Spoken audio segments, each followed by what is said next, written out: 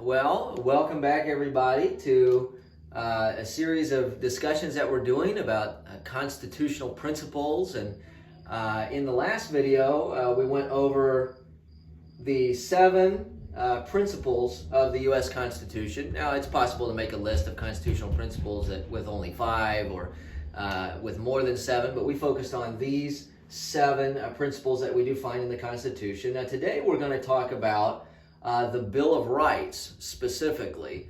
And I want to start talking about the Bill of Rights by reading the 9th and the 10th Amendment. Now, the Bill of Rights, of course, is the first 10 it is the set of first 10 amendments to the Constitution. So when they wrote the Constitution, beginning in the Constitutional Convention in Philadelphia in 1787, they originally had a document. It is the Constitution as we know it today, and there was no Bill of Rights. There was many people, many of the delegations of the states, including New York and Virginia, to name a few, refused to ratify, refused to approve the Constitution as it was unless they tacked onto it the Bill of Rights. So normally when there's an amendment to any kind of document, it comes later in time. And for most of the amendments to the U.S. Constitution, that was the case. But the first 10 amendments or changes to the Constitution occurred immediately because the document was not going to be approved as the founding charter of the national government unless there was a Bill of Rights attached to it. So we're going to talk about that debate a little bit today, but we're going to start by reading the 9th and the 10th, the last 2 amendments to the Constitution first. Now, these 2 amendments are very often overlooked.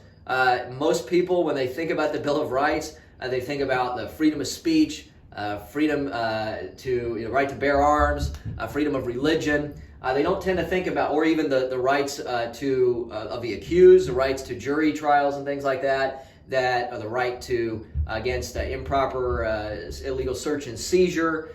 Things like that are often thought about, but we don't normally think about the 9th and the 10th Amendment. But I think these are 2 of the most, if not the 2 most important amendments in the Bill of Rights. And the 9th Amendment says that the enumeration in the Constitution of certain rights shall not be construed to deny or disparage others retained by the people. And the 10th Amendment says that the powers not delegated to the United States by the Constitution, nor prohibited by it to the states, are reserved to the states respectively or to the people. Now, I think a lot of times the reason why people think these are not important amendments is because they don't understand them. Speaking from personal experience, I'm not criticizing anybody.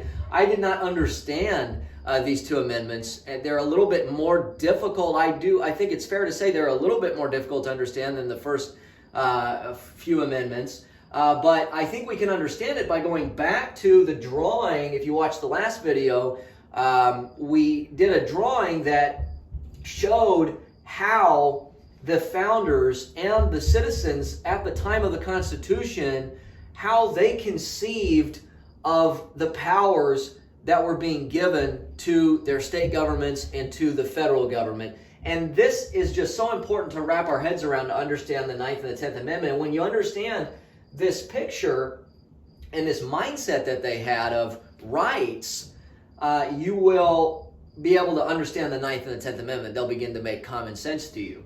So remember that in the view of the founders, and this view can be expressed, is perhaps expressed most famously in the Declaration of Independence when they say, we hold these truths to be self-evident, that all men are created equal, and endowed by their Creator with certain inalienable rights, that among these are life, liberty, and the pursuit of happiness. So what they're saying there is that the rights that we have are given to us by God. We're endowed by our Creator with certain inalienable rights. We're born with them, okay? And that they are inalienable, meaning they cannot be taken away. So we, as people, naturally have with us in our possession or in the fiber of our being, okay, rights, okay? And I've expressed that on this board by showing 2 balls of rights, or power is another way to say, because a right, if you have a right, it means you have power. And so we had these things naturally. We were born with these things. We were endowed with this power, these rights by our Creator, according to the mindset of the founders at the time. And what we did is, as we saw last time, we chose freely to give up some of our power, okay, to our state governments. So some of that power was transferred to the state governments. Okay? And it wasn't all transferred to the state governments. Okay? We still kept in this diagram, okay, what was in our right hand. That stayed with us. It all was with us originally. And we talked about last time how we gave it to the states on a provisional basis, okay? It was not permanently given to them. We retained the ability to, we retained the right to take it back, right? Another important principle is that the giver can be the taker, okay? Whoever is the one who gives is the one who takes away. So if you give, if we're the givers of the power to the government, then we're the takers. If it's the government that gives you the power, then they can be the takers of it. And this is very important for our debate over the Bill of Rights here in a second. So we gave power to the state governments, and then the state governments, in creating the Constitution, were coming together to decide what of the power that we were given. They did not, the states, and this is just common sense, the states could not give any power to the federal government that they were not given by the people first, okay? It wasn't theirs to give. They did not possess it. We kept some, okay? So this whole debate over in Philadelphia in 1787 was the states debating on behalf of the people, because it was the people's rights that they were playing with, okay? It was them debating what of that should we give to the federal government, okay? Of the stuff that's been entrusted to us, now not everything, but of the stuff that's been entrusted to us, should we take some of it, let's say half, and should we give it, each of us, to the federal government via the Constitution, okay? And so now that we understand that, so only the stuff that was given, only the rights or the power that was given to the states, only a fraction of that could even be given to the federal government. And only a fraction of it was. The majority of the power was never given by the people to the states, the majority of the rights. And the majority of the rights of the states was never given to the federal government. Only a fraction, okay? And I drew it as a 50-50 thing. I drew it as, well, the people gave half their power to the states gave half their power to the federal government. I did that for the sake of simplicity and because I'm not very good at drawing, but really it was less than half, okay? I mean, in the minds of the founders, it would have been, I don't know, closer to 20% or something like that. That power that was really given to the states and then really transferred from the states of their portion to the federal government. And so now with that in our minds, let's go back and let's look at the Ninth Amendment again. It says the enumeration in the Constitution. Now what are they talking about? They're talking about the Constitution up here. And that enumeration means listing, okay? The listing in the Constitution of certain rights, okay? Which the Constitution does list certain rights. Notice it does not say the giving in the Constitution of certain rights, because the Constitution cannot give rights. The Constitution lists in the Bill of Rights, and we'll talk about why in a second, lists rights that we have. And so what that is a list of in the Constitution is it's a listing of things that we kept in our right hand. That's what the Bill of Rights is. The Bill of Rights is a list of things that were never given by the people to the federal government in this case, or really in the federal Constitution, you could really say it's a list of rights that were never given to any government. It's just a list of rights that we retain naturally, okay? And so when it says the listing in the Constitution of certain rights shall not be construed to deny or disparage others retained by the people. So what that's saying is, just because I made a list of some things, such as freedom of speech, freedom of religion, and the right to bear arms, the right to not have unreasonable search and seizure, which has a lot to do with private property, the right to have a jury trial. These things, the right not to have to incriminate myself in a jury trial. These rights are just some things that we kept in our right hand. But it's not all the things that we kept in our right hand, okay? The things that, to make a list of all the things that we kept in our right hand might take, according to those who wrote the Ninth Amendment, it would take too long, okay? And we might not even be able to even think of all of what they are. And the good news is we don't even have to, okay? We don't even have to.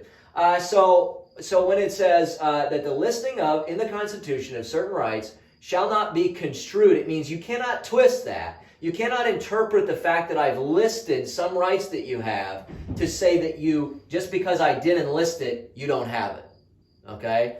And obviously, if they're saying that, they were worried that it would be construed like that. And don't we see that today? So you might know people, or you might yourself be under the impression that the rights we have are those listed in the Bill of Rights. I have the right to say whatever I want, print whatever I want, assemble and worship however I want. Well, that is true, but that is not your right because it's listed in the Bill of Rights. Okay? That is your right because you never gave it up. Okay? And that's a very important distinction to make. So I would just encourage you to chew on that, meditate on that. But they just listed the big ones. Now, why, we're going to get to in a second. Let's go to the 10th Amendment real quick. The power is not delegated to the United States by the Constitution, nor prohibited by it to the states.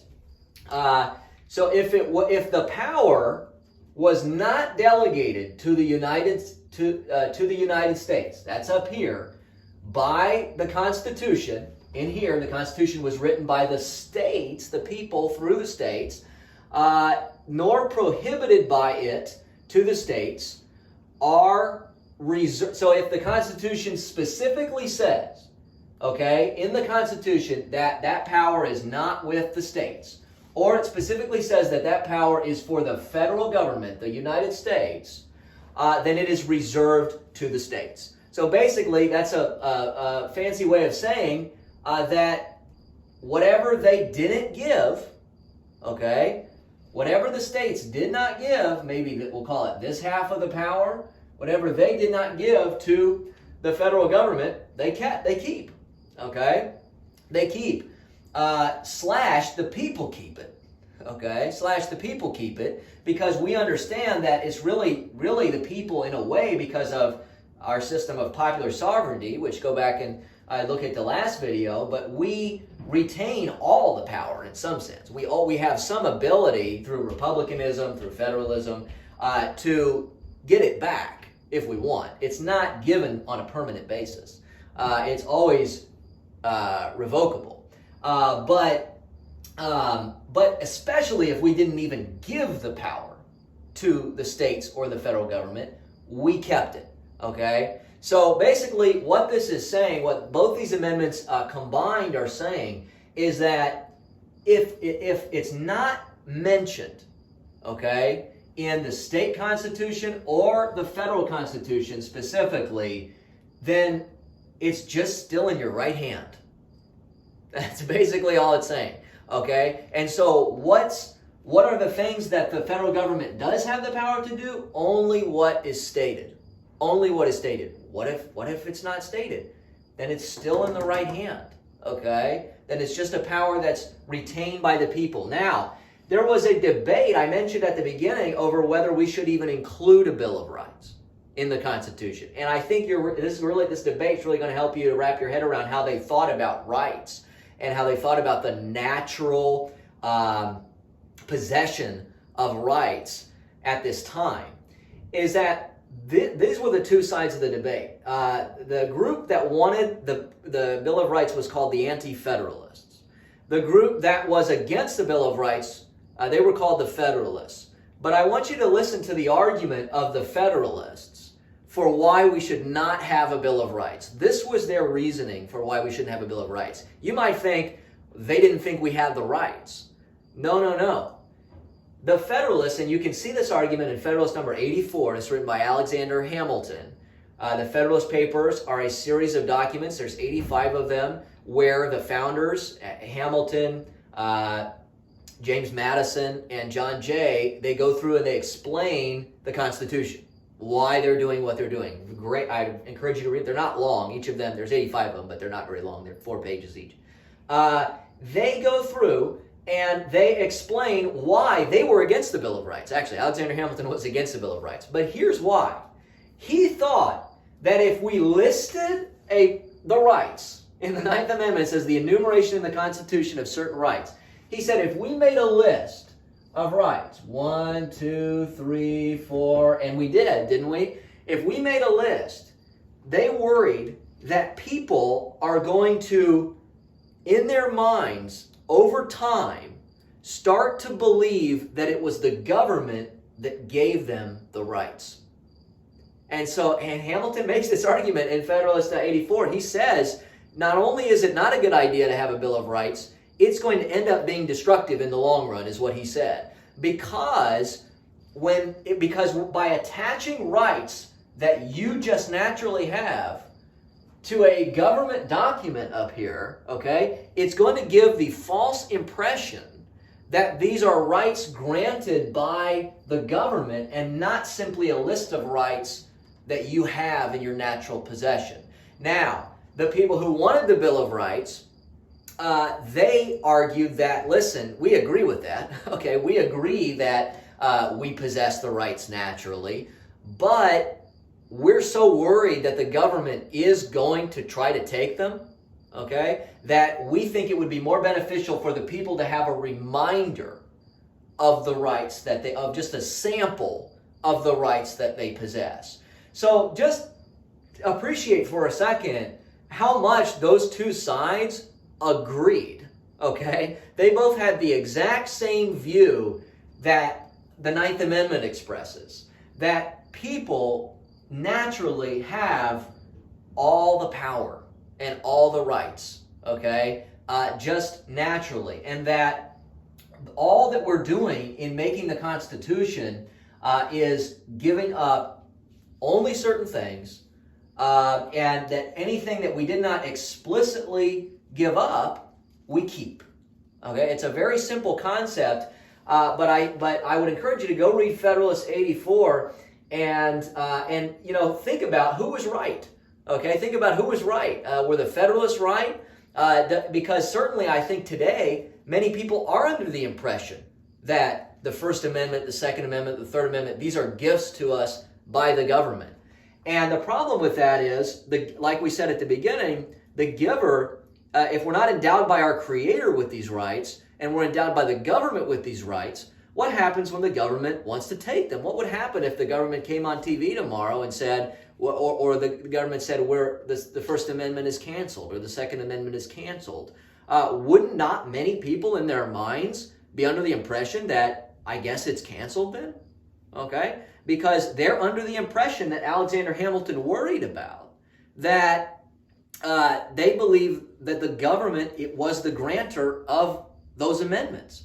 And that is what the Federalists feared about the Bill of Rights. Now, does that mean the Federalists were definitely right? No, I think the Anti-Federalists made a good point in, as well, bringing the Bill of Rights, because don't many people insist on retaining those rights, the First Amendment, the Second Amendment, because they have been reminded of them over and over again in the Bill of Rights. So I don't mean to pick sides on who was right and who was wrong. I mean to show the deep common understanding that everybody had at this time of natural rights, and that the Bill of Rights was meant to just be an expression of things that were retained by the people, and just even a sampling of rights that were retained by the people, and not a list of rights that were given to us by the government.